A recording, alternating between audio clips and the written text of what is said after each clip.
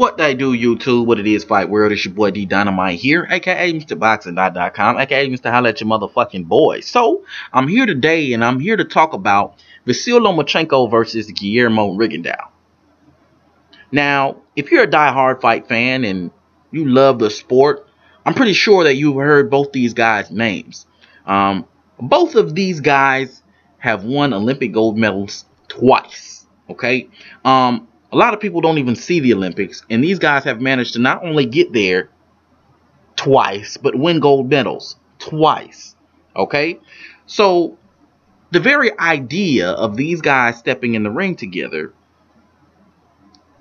to me, and to everyone, it should be historic. I mean, these two very well may be the best amateurs in history. Okay? Getting in the ring together. So, the idea of the fight I love. But I gotta say, even though the idea of this fight would be historic, just the very idea, not even talking about the fight, the very idea of these guys getting into the ring may be historic, because I don't know of any two-time Olympic gold medalists getting in the ring and in any professional ranks at any time in history. I don't know about it. It could have happened. I'm no historian. It could have happened, but I don't know of it. And I'm pretty sure it hasn't happened very often, if it has happened. But even though the very idea of this fight happening is historic, I don't like the circumstances leading up to the fight.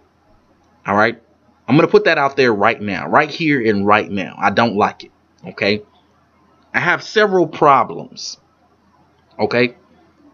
Now, before I go into detail about that, let me go ahead and just kind of give you guys just details in general for those of you who may not be all the way up to date on or just kind of have that traditional information, okay, about these two fighters. Now, Guillermo Rigondeaux is a 122 pounder. All right, he's 5'4" okay, very tiny guy.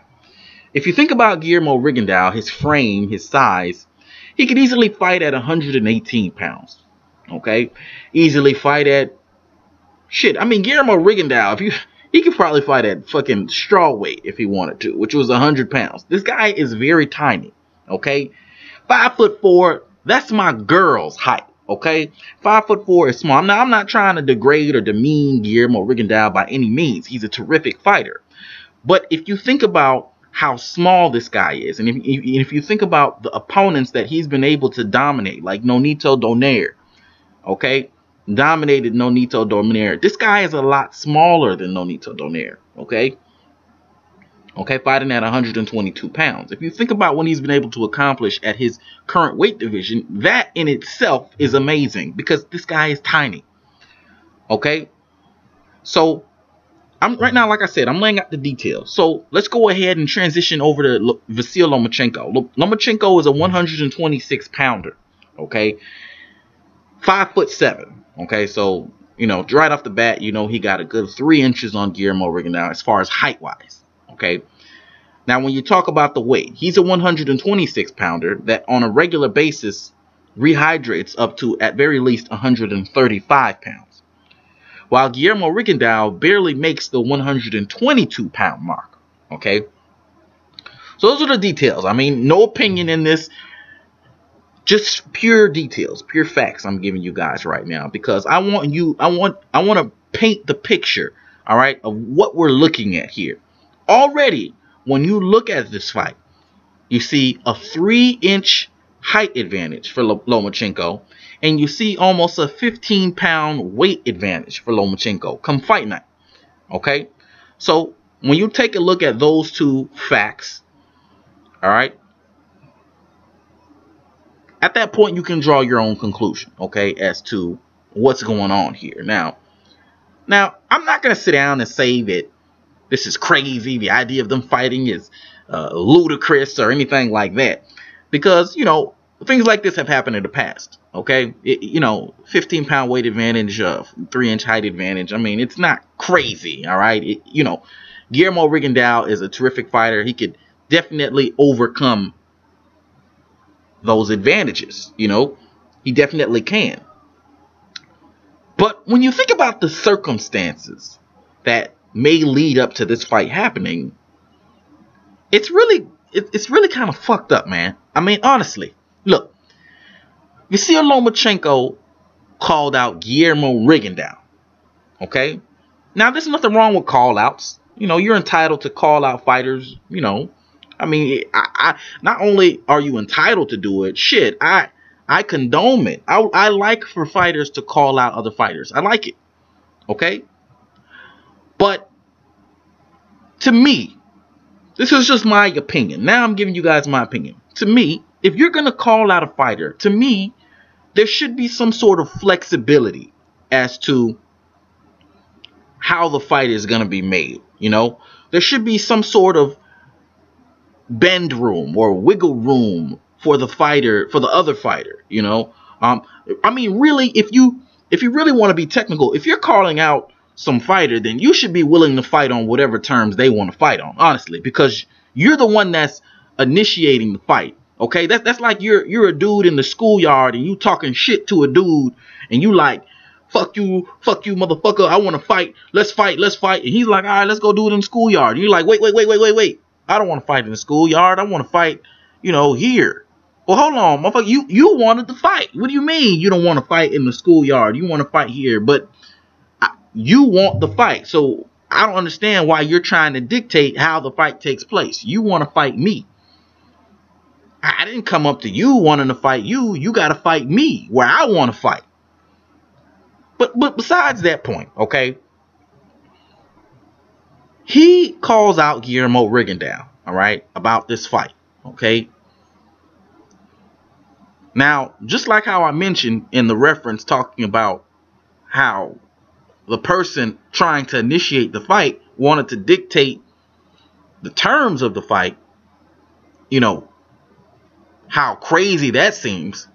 The same thing applies in this scenario, because Vasyl Lomachenko calls out Guillermo Rigondeaux and tells him he has to fight at 126 pounds. What part of the game is that? Why should Guillermo Rigondeaux have to go up to fight Vasyl Lomachenko when Vasyl Lomachenko called him out? I don't understand that. I don't get it at all. I mean, you called him out. So what are we doing?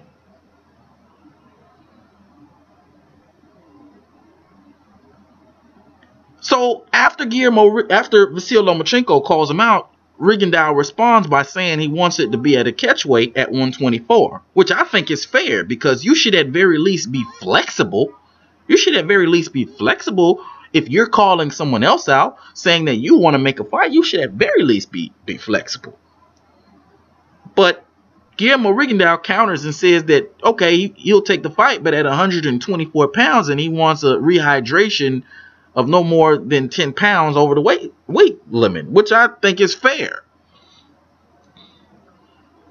Vasyl Lomachenko responds to Rigondeaux by saying, we either going to fight at 126 or no fight. What? Did you even really mean to call him out? Do you even really want the fight? Think about the fight reference in the schoolhouse.